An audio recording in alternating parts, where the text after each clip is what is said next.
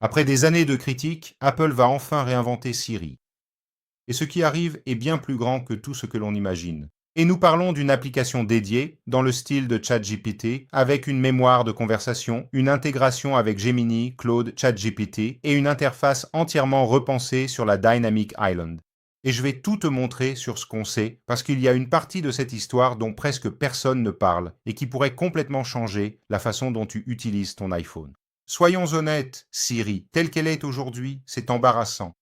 Et pourtant, Apple avait promis une Siri intelligente en 2024 à la WWDC, disant qu'elle arriverait avec iOS 18. Repoussé à 2025, ce n'est toujours pas arrivé.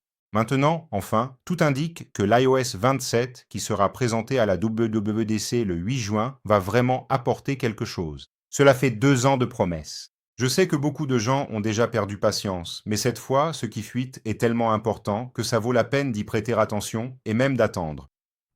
Et pour comprendre l'ampleur de ce changement, il faut qu'on parle de 3 piliers.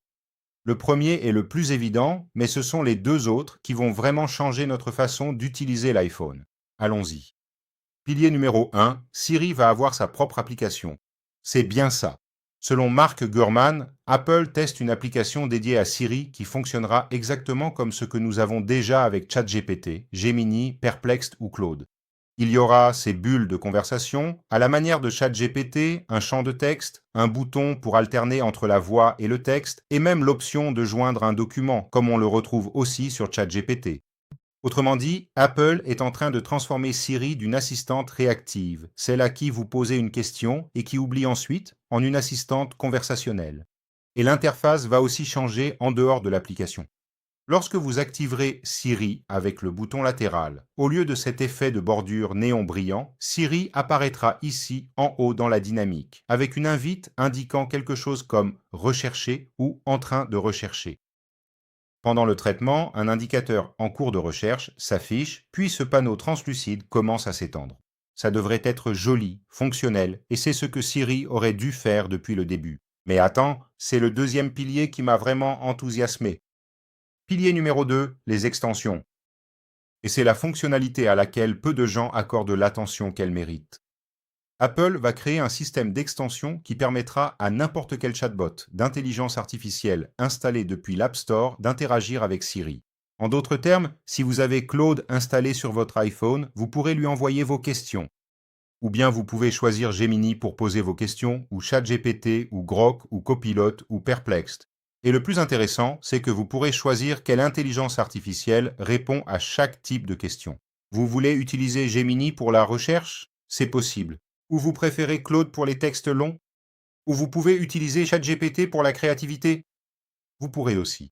Tout cela pourra être configuré dans les réglages d'Apple Intelligence et Siri, avec une section dédiée aux extensions.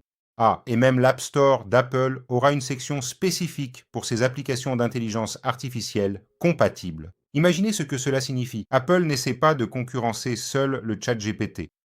Elle est en train de transformer l'iPhone en une plateforme d'intelligence artificielle neutre où tous les grands modèles peuvent travailler pour vous. C'est un excellent coup.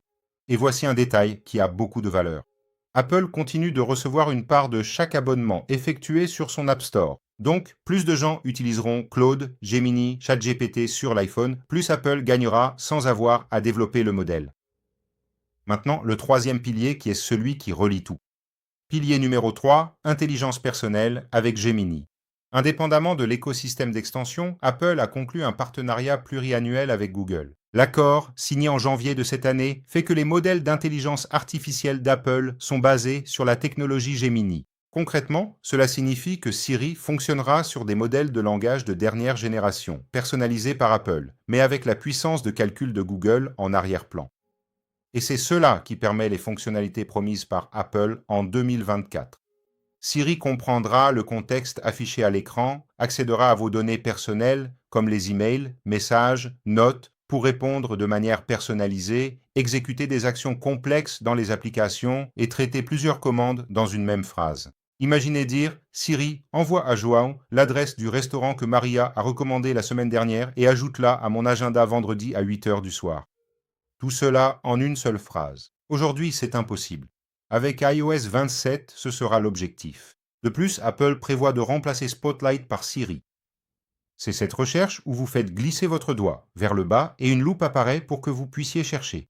Là, vous aurez la recherche web, un résumé visuel et même un résumé des actualités grâce à Apple News. Ça fait beaucoup de choses, c'est pour ça que ça prend autant de temps. Maintenant, mon avis, tout ce que je viens de montrer provient d'une source fiable d'Apple qui est Mark Gurman. Vous devez le connaître, si vous suivez déjà cet univers Apple. Et Apple a un historique, depuis quelque temps, Apple a un historique récent de trop promettre et de livrer trop peu quand il s'agit d'intelligence artificielle. La Siri intelligente était une promesse pour 2024. Nous sommes en 2026 et elle n'est toujours pas arrivée. Donc, aussi enthousiaste que je sois, et je le suis, j'ai besoin de voir pour croire. La WWDC aura lieu le 8 juin.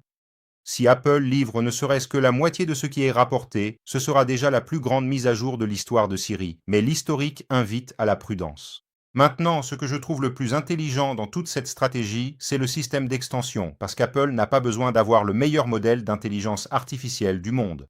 Elle a seulement besoin d'être la meilleure plateforme. C'est le genre de chose qui s'est produite avec l'App Store en 2008. Apple n'a pas créé toutes les applications, elle a créé l'endroit où toutes les applications vivent. Et maintenant, elle fait la même chose avec l'intelligence artificielle. Et toi, qu'en penses-tu? Apple va-t-elle enfin livrer une Siri à la hauteur ou sera-ce encore une promesse sans résultat? Dis-le-moi dans les commentaires. Et si tu veux suivre tout ce qui concerne la WWDC et iOS 27, abonne-toi à la chaîne, active la cloche pour les notifications parce qu'il y a plein de bonnes choses qui arrivent. Et si tu fais partie du groupe qui nous regarde jusqu'à la fin, je vais laisser un mot secret. Tu vas écrire ici dans les commentaires « Extension », comme ça je sais que tu regardes la vidéo jusqu'au bout. J'espère que le contenu vous a plu et on se retrouve dans la prochaine vidéo.